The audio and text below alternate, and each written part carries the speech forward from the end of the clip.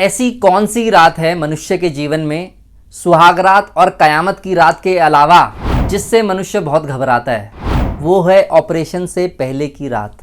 और अगर सही काउंसलिंग हो मनुष्य की तो वो रात कयामत की रात भी बन सकती है और हो सकता है वो उसकी जीवन की सबसे आनंदमयी रात भी बन सकती है।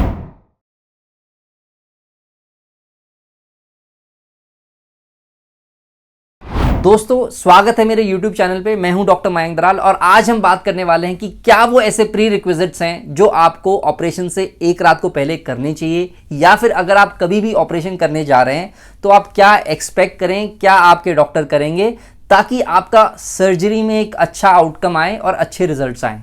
दोस्तों, सबसे पहले अगर आपकी अगले दिन सर्जरी है तो मैं पर्सनली रिकमेंड करता हूं आप एक रात पहले हॉस्पिटल में एडमिट हो जाएं। आजकल ट्रेंड ऐसा भी है कि लोग सुबह जाके एडमिट होते हैं फिर ऑपरेशन करवाते हैं, परंतु मैंने ये देखा है कि जितने बेटर रिजल्ट्स एक पेशेंट कंफर्टेबल माइंड में या काम माइंड में अस्पताल में रह के एक रात पहले, क्योंकि उससे पहले जो प्रिपरेशंस होती हैं सर्जरी की उसमें वो अपनी भागीदारी निभाता है, उससे बेटर सर्जिकल आउटकम्स आते हैं, बजाय वो सुबह सुबह अस्पताल भागता हुआ जाएगा, फिर एडमिट होगा, फिर ऑपरेशन करवाएगा, फिर रुकेगा, क्योंकि उसमें चांसेस ऑफ एरर फिर भी ज़्यादा हैं कंपैरिजन टू अगर पेशेंट जो है अस्पताल में एक रात पहले ऑपरेट होने से पहले रुकता है। तो अगर कोई भी मरीज ऑपरेशन से एक रात पहले अपने अस्पताल में रुका है तो उसके लिए एडवाइजेबल है कि वो एंशियस बिल्कुल ना हो, क्योंकि एंग्जाइटी से बीपी बढ़ जाएगा और बीपी बढ़ने से आपका केस कैंसिल हो जाएगा। केस कैंसिल हो जाएगा मतलब एनेस्थेटिस्ट आपको ऑपरेशन से पहले फिट करते हैं बीपी देख के कि ये फिट फॉर सर्जरी हैं या फिट फॉर सर्जरी नहीं है।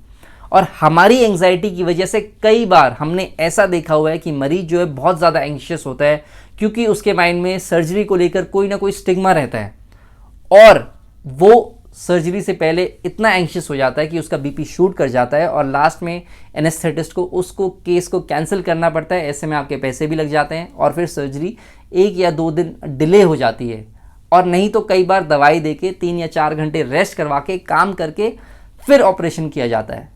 तो सबसे पहला स्टेप है आपको एंग्जाइटी बिल्कुल नहीं दिखानी है।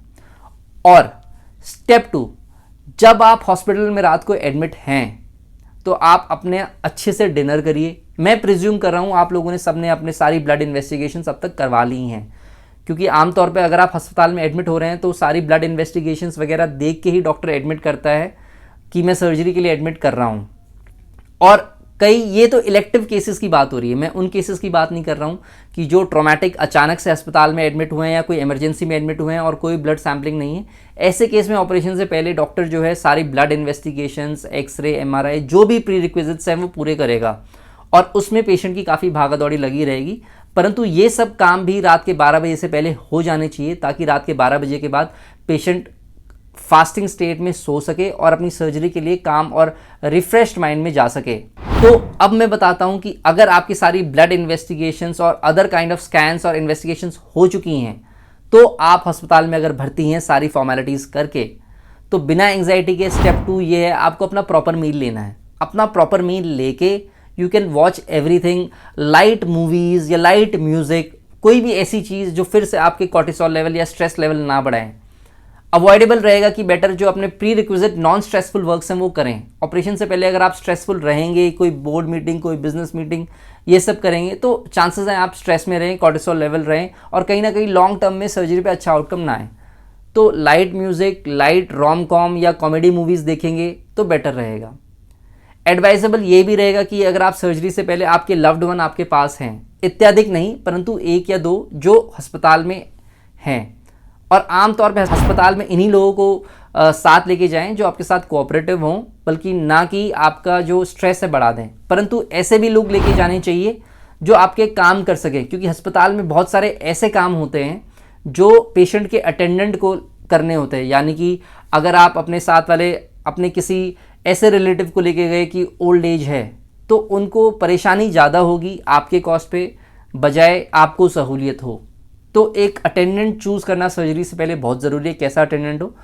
वो एक कॉम्प्रोमाइजिंग इंडिविजुअल हो जिससे आपका कंफर्ट लेवल भी हो और वो भाग दौड़ के आपके जितने भी काम हैं, डॉक्यूमेंट सबमिट करना, ये भी कर सके, क्योंकि ये बातें कोई भी नहीं बताता है। और अपना एक हेल्दी मील जो भी आपको पसंद है, अपना एक हेल्दी मील ऑपरेशन से पहले आप लें 8 या 8:30 बजे तक लें और रात के 12 बजे तक आप कोई भी एम्प्टी स्टमक रह सकते हैं। जी हाँ, आप अपने आप चॉइस ऑफ डिश ले सकते हैं, परंतु कई बार डिपेंड्स ऑन किस अस्पताल में आप भर्ती हैं। अस्पताल वाले आपके लिए आपकी डाइट स्टार्ट करेंगे, परंतु आजकल ऐसे भी अस्पताल हैं जहाँ पे ऑन कॉल ऑर्डर्स या स्विगी या जोमाटो से खाना आ जाता है जो आप खा सकते हैं, परंतु प्रेफर्ड है आप चॉइस ऑफ अपना मील लीजिए। परंतु 6 hours fasting in case of GA और स्पाइनल फास्टिंग, मतलब खाली पेट रहना बहुत ज़रूरी है। ये फास्टिंग इसलिए करवाते हैं क्योंकि कल को जब आपका ऑपरेशन हो रहा होगा और आपको बेहोश किया जाए, बॉडी के कुछ इनवॉलेंट्री मूवमेंट्स हैं, तो जो खाना अंदर है वो बाहर आने के चांसेस हैं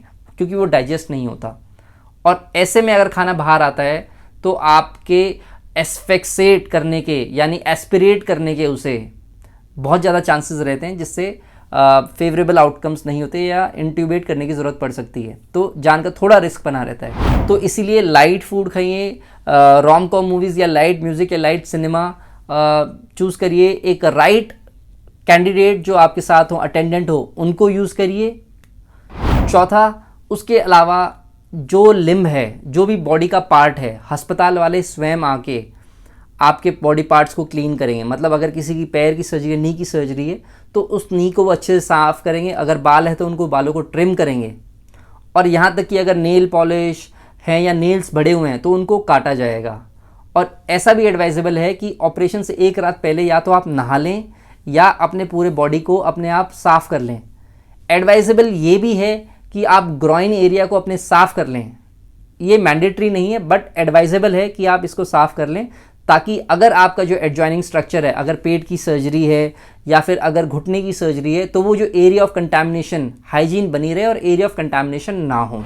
अब बात करते हैं अगले दिन की। अगले दिन जैसे ही आपकी सुबह हुई तो आपको सबसे पहले अपनी जो हैबिट है मॉर्निंग टी की वो नहीं करनी है, उससे आपकी फास्टिंग टूट जाएगी। बहुत सारे लोग ऐसे करते हैं कि जैसे ही अगले दिन सुबह होती है जाने अनजाने में चाय पी लेते हैं, इससे उनका केस जो है डिले हो जाता है। अपनी जो सुबह की दवाई है केवल तभी लें जब आपके जो हॉस्पिटल के स्टाफ ने आपको एडवाइस किया हुआ है कि वो दवाइयाँ आप ले सकते हैं या नहीं ले सकते हैं, क्योंकि उनका सीधा सीधा सर्जरी पे इफेक्ट आएगा। कई बार हम लोग प्रेफर करते हैं कि जो बीपी वाली जो दवाई है with a sip of water हम दे देते हैं ताकि बीपी कंट्रोल में रहे। और हाँ, यहाँ मैं ये बताना भूल गया था कि ऑपरेशन से पहले वाली जो रात की दवाइयाँ हैं वो सर्जन आपका डिसाइड करता है वो कौन सी हैं, वो लेते रहिए। या फिर जो आपकी नॉर्मल दवाइयाँ चल रही हैं किसी और बीमारी की, तो वो आप लेते रहिए, डायबिटीज़ वगैरह की, ताकि उससे शुगर या अन्य बीमारी कंट्रोल में रहें according to their normal dose. But ये बात जो है आपके सर्जन की नॉलेज में ज़रूर आनी चाहिए।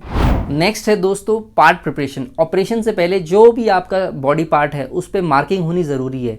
आमतौर पर ये हॉस्पिटल का डिसीजन रहता है या हॉस्पिटल की रिस्पॉन्सिबिलिटी रहती है या ऑपरेटिंग सर्जन की डिसीजन रहती है कि जो बॉडी पार्ट है वो आपका वेल मार्क्ड है या उस पर कोई मार्कर से निशान लगाया हुआ है।